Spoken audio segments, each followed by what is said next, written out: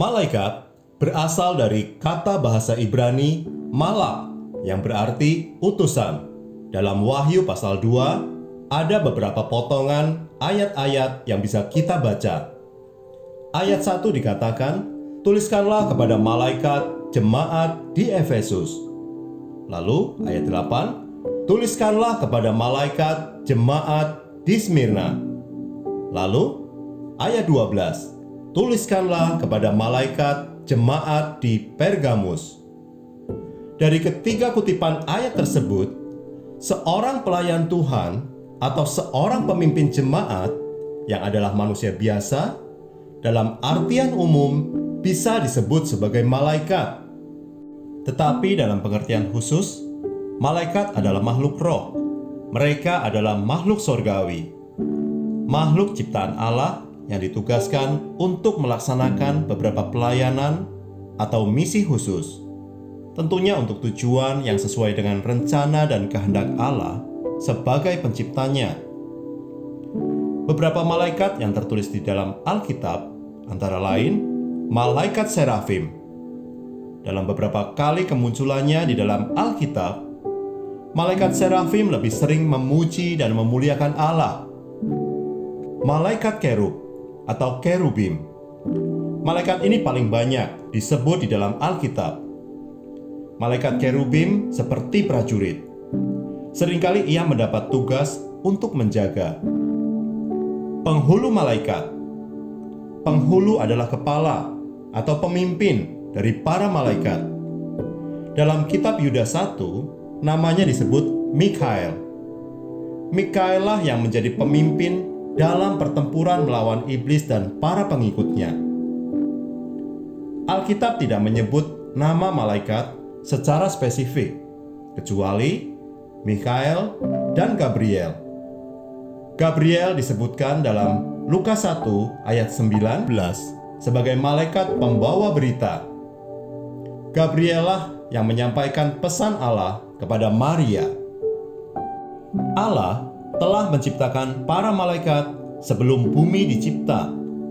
Dapat dilihat saat Allah berfirman kepada Ayub dalam kitab Ayub 38 ayat 4-7 yang mengisahkan bahwa semua anak Allah bersorak-sorai pada waktu bumi dicipta. Malaikat tidak dapat dilihat secara kasat mata, tetapi dalam beberapa kasus khusus, malaikat dapat menampakkan dirinya kepada siapa dia diutus, meskipun itu jarang sekali terjadi.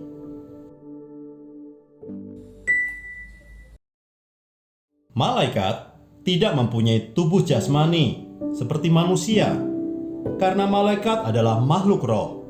Ia tercipta dari hembusan nafas Allah. Dalam penugasannya, atas kehendak Allah, manusia bisa melihat malaikat.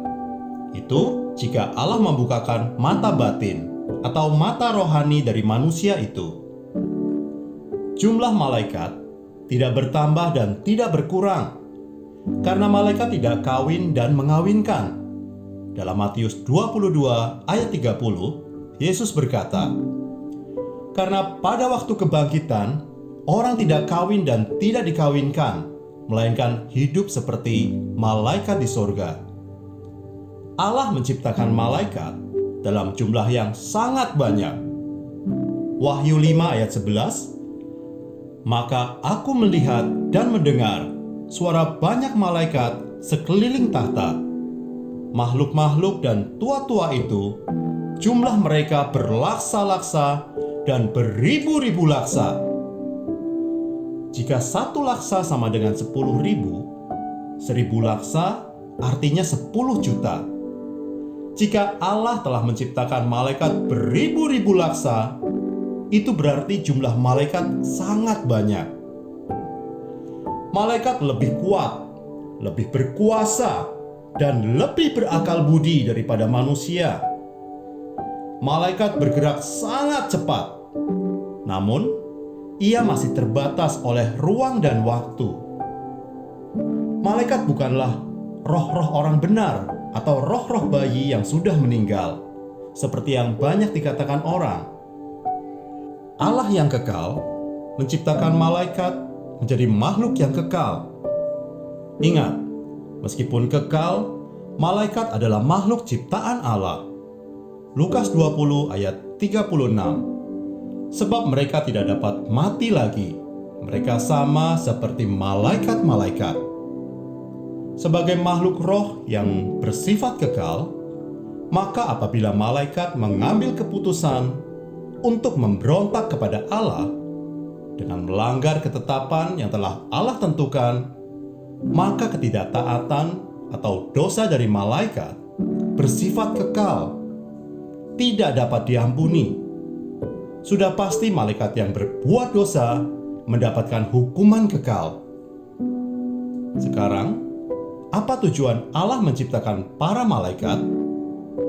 Malaikat diciptakan untuk melayani Allah dan untuk menolong setiap orang percaya yang telah memperoleh anugerah keselamatan dari Allah.